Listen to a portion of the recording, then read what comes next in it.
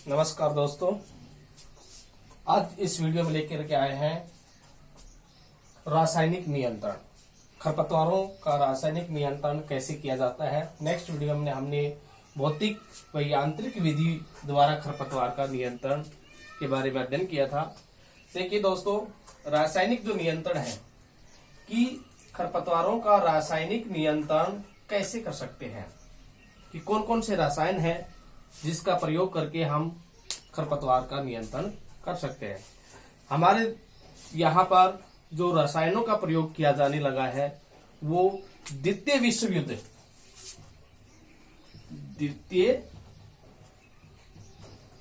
युद्ध से प्रारंभ हुआ था। तो द्वितीय विश्व युद्ध 1945 के बाद ही हमारे यहाँ पर रासायनिक विधियों द्वारा खरपतवार का नियंत्रण किया जाता रहा है। अब इसमें कौन कौन से जो रसायन है जिसका हम प्रयोग करते हैं, जो अस्तित्व में आया, यानी कि द्वितीय विश्व युद्ध के बाद जो रसायन है 2,4-D। तो 2,4-D जो रसायन है इसका हम प्रयोग कर रहे हैं। इसके अलावा भी दूसरे रसायन है कि MCPA। ये दो रसायन है। इन दोनों रसायनों का प्रयोग हम खरपतवार नियंत्रण के लिए करते आए हैं। इसका प्रयोग किया, ये दोनों रसायन अस्तित्व में आए। अब देखिए, जो शाकनाशी जो रसायन होते हैं, अब इन शाकनाशी रसायन कौन से कहलाते हैं, क्या है इसकी परिभाषा। तो शाकनाशी रसायन की परिभाषा क्या है कि वे रासायनिक पदार्थ जो खरपतवारों को नष्ट करने में या उनकी बढ़वार को रोकने में सहायक होते हैं। खरपतवार को नष्ट करने में और बढ़वार को, उसकी वृद्धि को रोकने में सहायक होते हैं, वे शाकनाशी रसायन कहलाते हैं। ये इसकी डेफिनेशन है।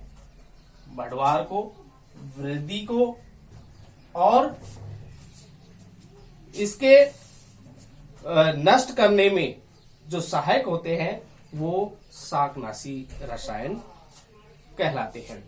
अब इनका जो वर्गीकरण होता है कि भाई किन किन आधारों पर शाकनाशियों का वर्गीकरण किया गया।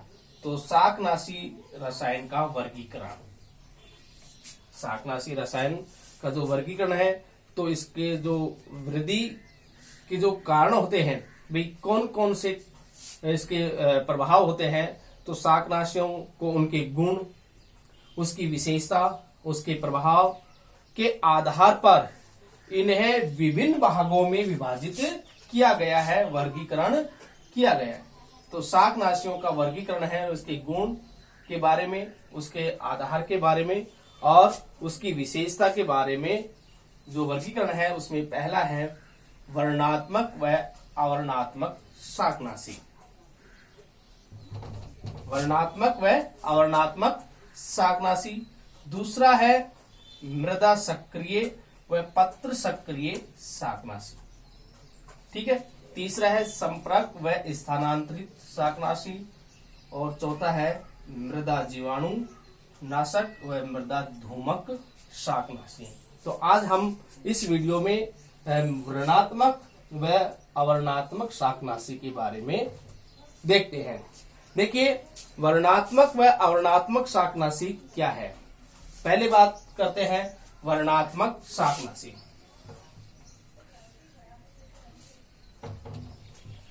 वर्णात्मक शाकनाशी,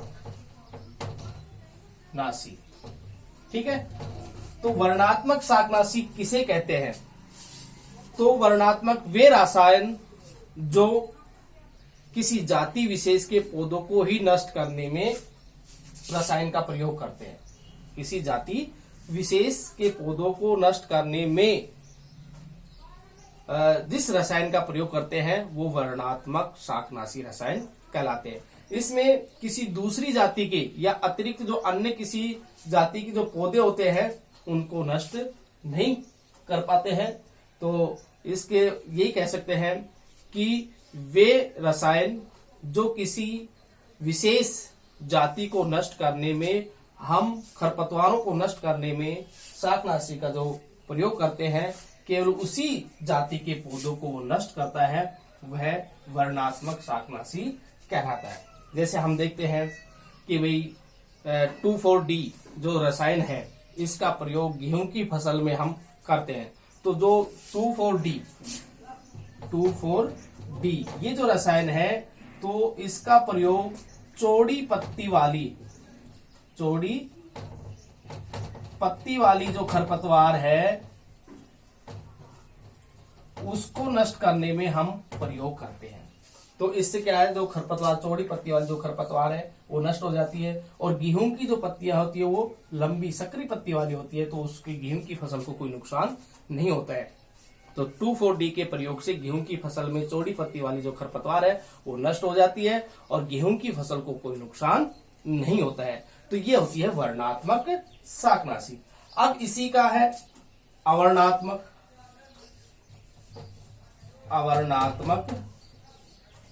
शाकनाशी। ये इसके विपरीत हो गया। वर्णात्मक के विपरीत क्या होगा, अवर्णात्मक शाकनाशी। इसका प्रयोग हम करते हैं जैसे जो बंजर भूमि होती है, औद्योगिक परिसर होते हैं, सड़क है, नहर है, और जो अन्य बहुवर्षीय जो खरपतवार होती है उनको नष्ट करने के लिए हम प्रयोग करते हैं। तो ऐसी खरपतवार अवर्णात्मक शाकनाशी खरपतवार की श्रेणी में आती है, और इस अवर्णात्मक शाकनाशी का प्रयोग हम करते हैं। यानी कि ये कह सकते हैं कि जिसका प्रयोग ऐसे जो शाकनाशी जिसका प्रयोग हम बंजर भूमि में करते हैं, औद्योगिक क्षेत्र में करते हैं, सड़क के किनारे करते हैं, या जो भूमि काम नहीं आती है, तो ऐसे स्थानों पर जो उगने वाली खरपतवार होती है उसको नष्ट करने के लिए अवर्णात्मक शाकनाशी का प्रयोग हम करते हैं। इसके लिए जैसे कौन कौन से हम क्या करते हैं, डाइकवाट,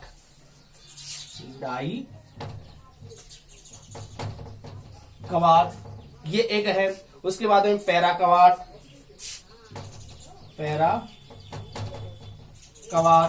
और दूसरा है ग्लाइफोसेट।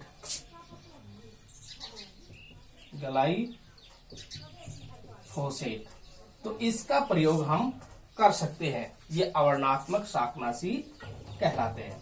2,4-D है और MCPA है, ये वर्णात्मक शाकनाशी है।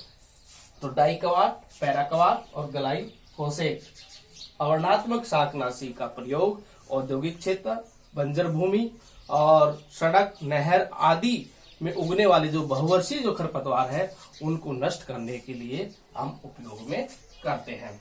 तो इस प्रकार से ये हमारी जो शाकनाशी का वर्गीकरण है, तो वर्णात्मक व अवर्णात्मक शाकनाशी।